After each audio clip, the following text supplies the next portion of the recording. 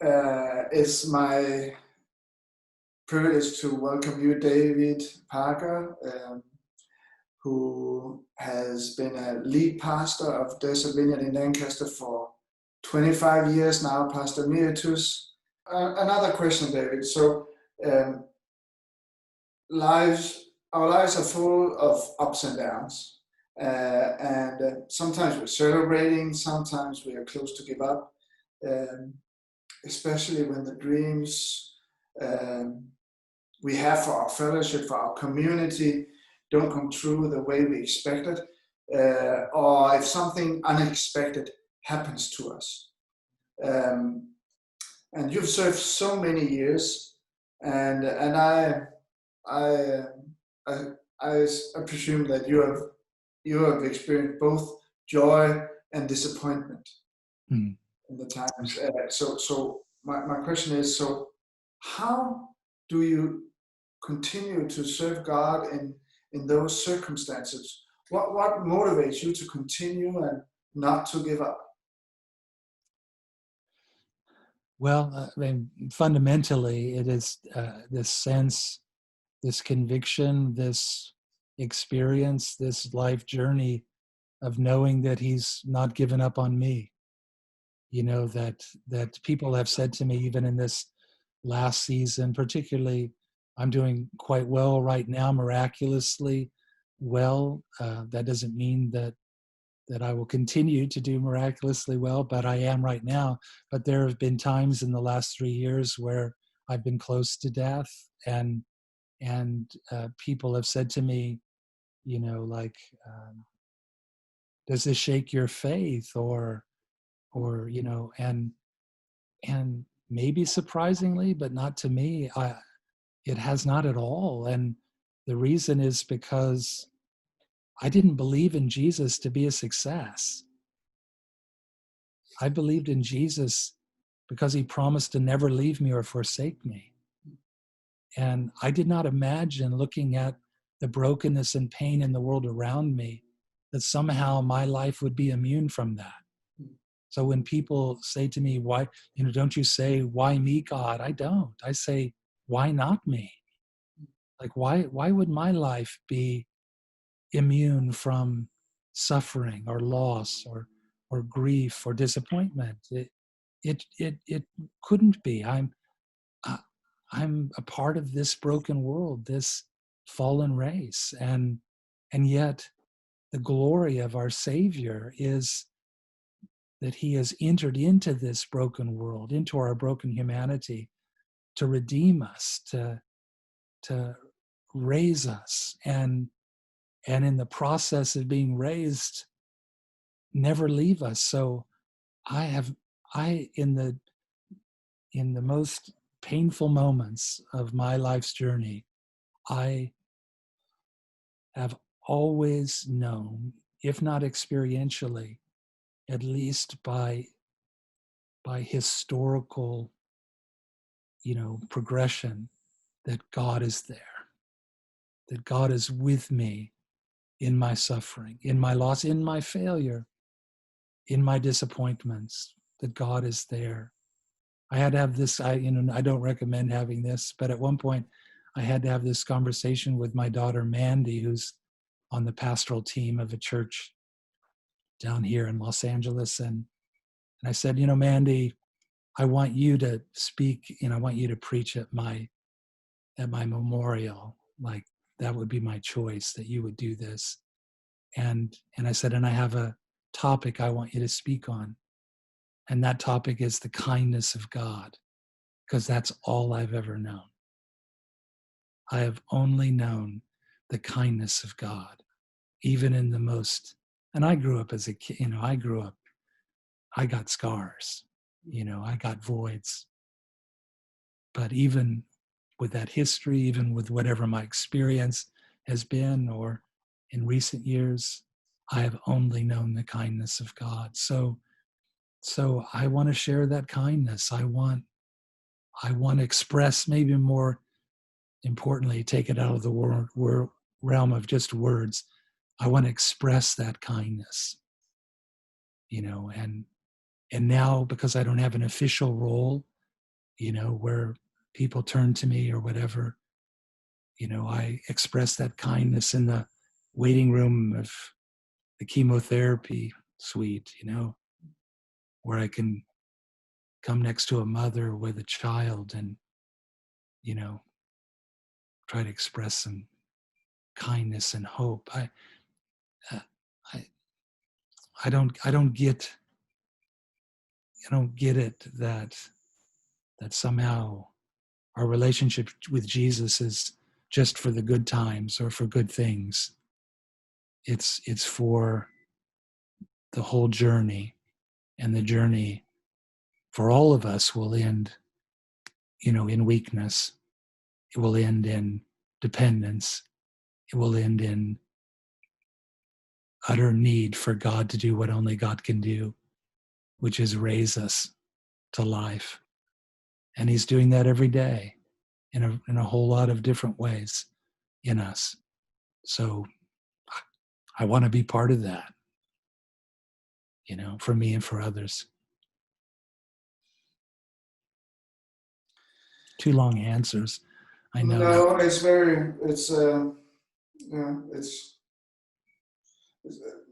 just a final answer there. So, so is there any, we feel that you're family to us. So is there any encouragement you want to give us as a Vineyard Nordic family as we move on? Any advice or encouragements, or help us to understand what sacrifices are awaiting us? What are the best wishes you have for us as a Vineyard Nordic family? Okay, I'll start with this. I've had the rare privilege of kind of experiencing my own funeral in advance, because I'm so public, and because my diagnosis was so dire that people took it upon themselves over the last, particularly the first year or year and a half of my disease. And they wrote to me, they sent cards to me, somewhere between 1,000 and 2,000. I mean, not just hope you get better. These were long letters, communications. This is what you've meant to me, which is a remarkable thing to experience. I mean, I can't tell you the amount of tears and how meaningful that's been. Obviously, from many people that I had no, that I had no conscious awareness of having encountered them. Even I'll give you a story. The last time that we were able to gather, and I spoke at the Desert Vineyard, and I still do speak there every 6 weeks or 2 months or so. And so this was the last time where people were present, and this is obviously I'm doing better, but I don't do what I used to do, which is just stand there and pray for anyone and everyone after every service, because I can't do that. I go and sit down, and people come and talk to me and say, they're glad to see me, whatever. But this woman, I recognized her because we had talked and prayed together a couple of times, African-American woman in her 50s. She'd come towards me, and I got up out of my seat, to greet her. And she has her 20-year-old daughter with her. And she says to me, David, we had to come today. My daughter said, Mother, we have to come. And I just looked at her daughter, I just thought that was so sweet. I just put my arm around her and said, I'm so glad to see you today. And she just burst and she began to weep. Now, I don't know that we'd met before, but after she gathered herself, she said, you don't know what you mean to me, that I've grown up listening to you, being shaped by who you are and what you said. And I just needed to see you again. And this is across every age and culture and color and all the barriers that exist between the mid 60s, and a 20-year-old.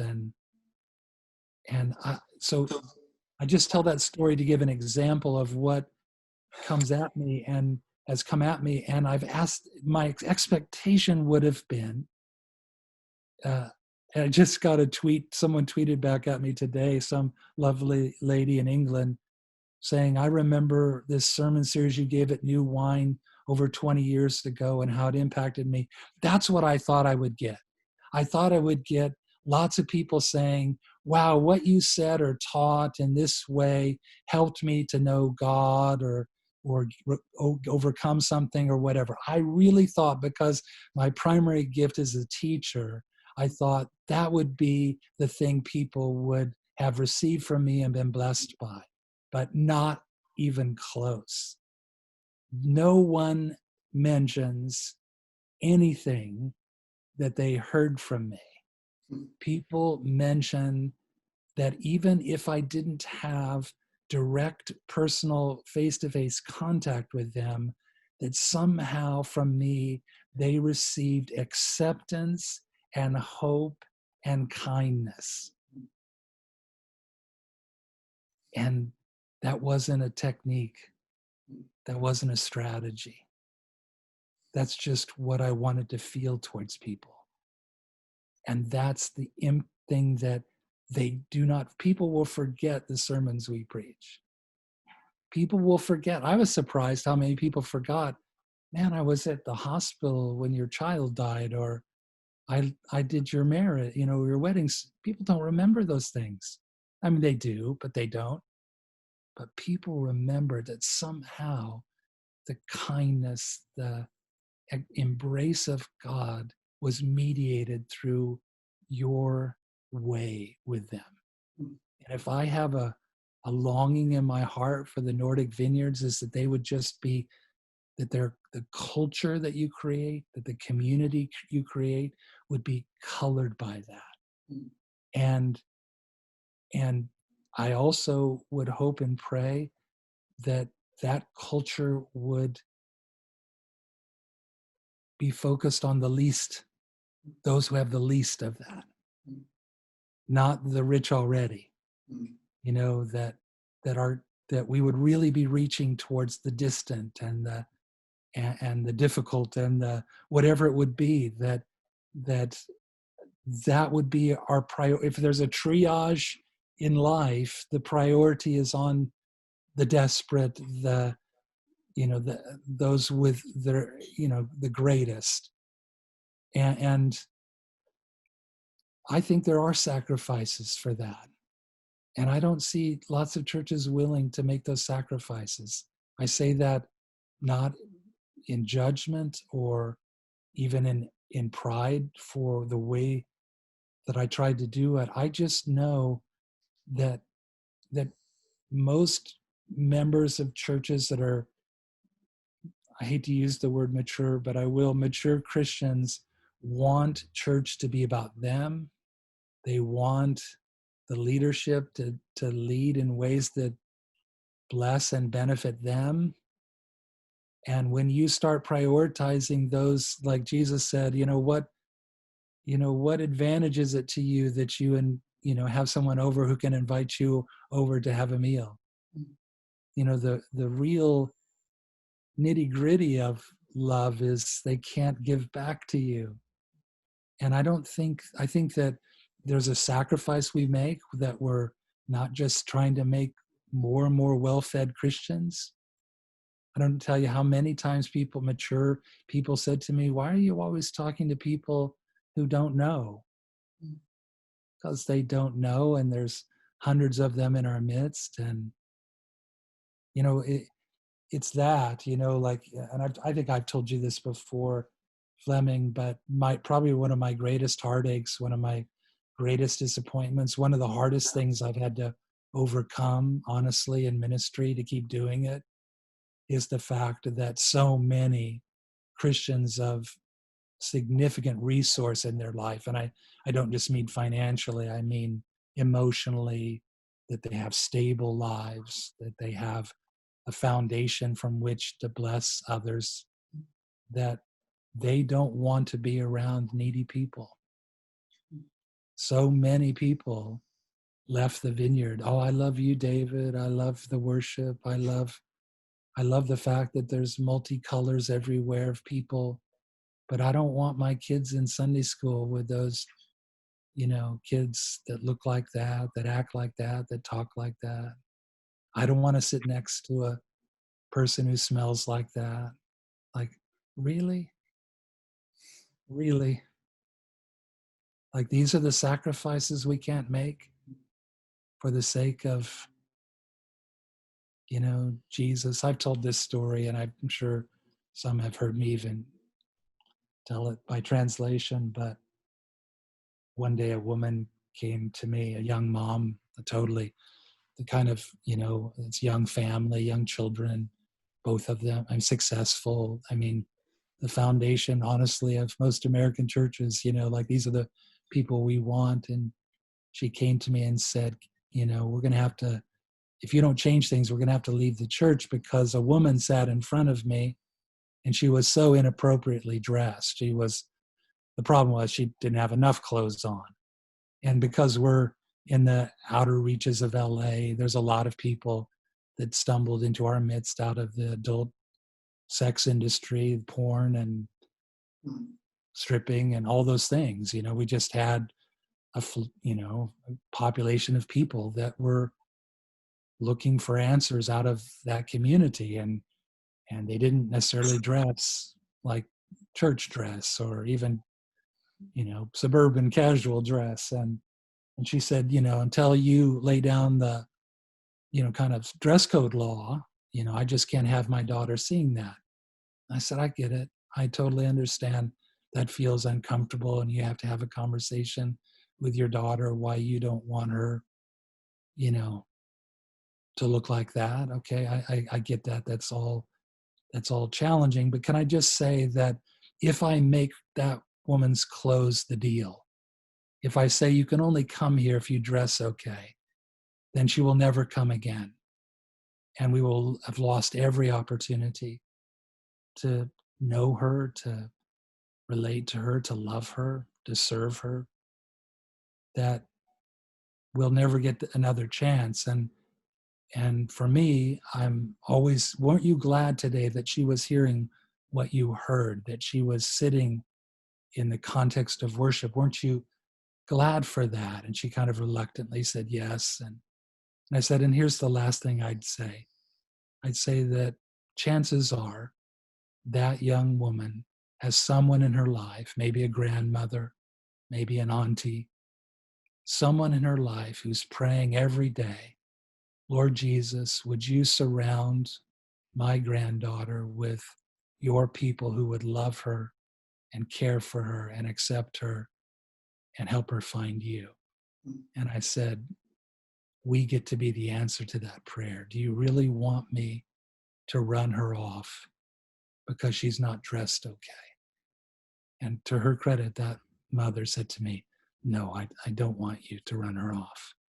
But a lot of people would say yes. I want you to run them off. We'll meet them out on the street somewhere, or we'll have a program for them where they don't have to mix with the good people. I would just say, Nordic Vineyards, mix with everybody. Try to make your churches the biggest mixing thing that ever was. To make them small or large as gathering points for people who are looking for something they haven't found.